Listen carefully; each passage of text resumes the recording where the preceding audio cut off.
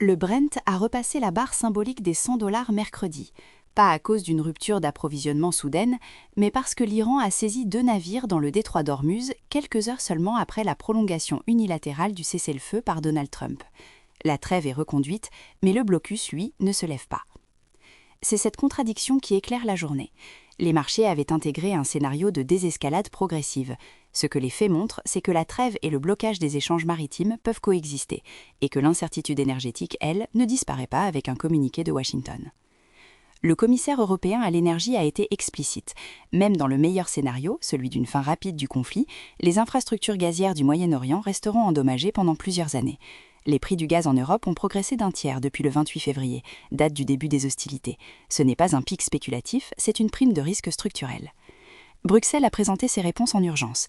Réduction des taxes sur l'électricité, coordination du remplissage des réserves de gaz, maximisation des capacités de raffinage européennes. Des mesures qui soulagent à la marge, mais qui évitent délibérément un plafonnement des prix du gaz. La Commission sait que les gouvernements nationaux tiennent les véritables leviers, subventions, baisse de taxes nationales, et que l'unanimité requise pour une réforme fiscale européenne est dans les faits inatteignable à court terme. L'Allemagne concentre la mesure de ce choc. Berlin a réduit de moitié sa prévision de croissance pour 2026, emboîtant le pas au FMI et aux grands instituts économiques allemands. La reprise attendue cette année est, une nouvelle fois, reportée.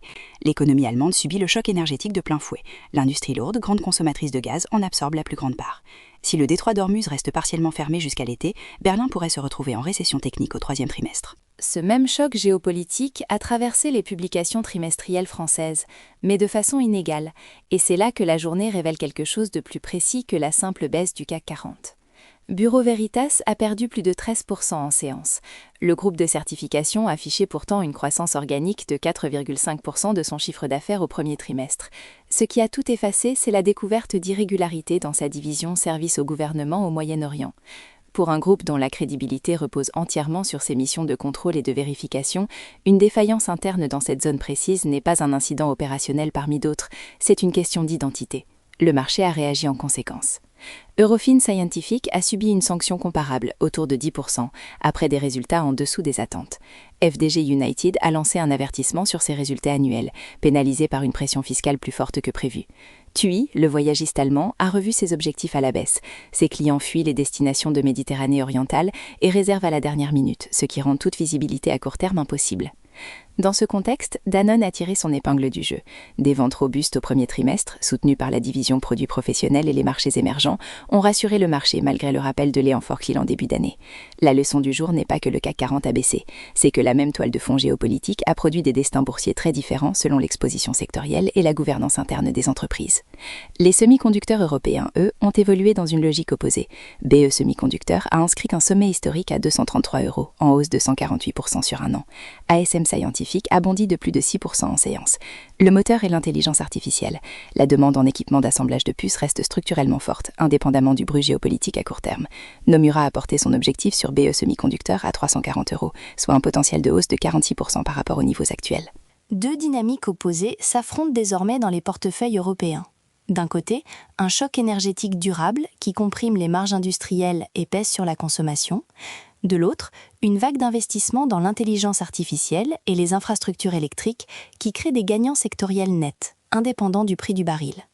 Le poids des faits disponibles oriente vers un scénario de pression prolongée sur les indices européens, et en particulier sur le CAC 40, dont la composition expose fortement au luxe, à l'industrie lourde et aux valeurs cycliques. La croissance française affiche le deuxième déficit public le plus élevé de la zone euro.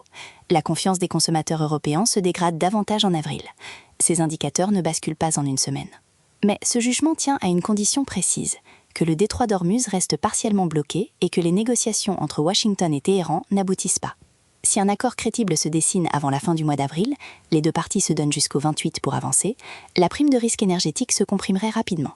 Les valeurs industrielles et cycliques rebondiraient et les semi-conducteurs, déjà en surachat technique, pourraient consolider au profit des retardataires.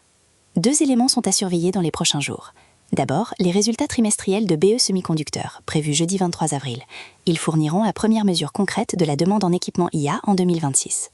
Ensuite, l'issue de la médiation franco-allemande sur le programme SCAF, attendu le 28 avril. Un échec fragiliserait davantage la coopération de défense européenne et pourrait peser sur Dassault Aviation et Airbus. La trêve est prolongée, mais aucun des deux acteurs principaux n'a signé. Et c'est précisément ce vide que les marchés ne savent pas valoriser.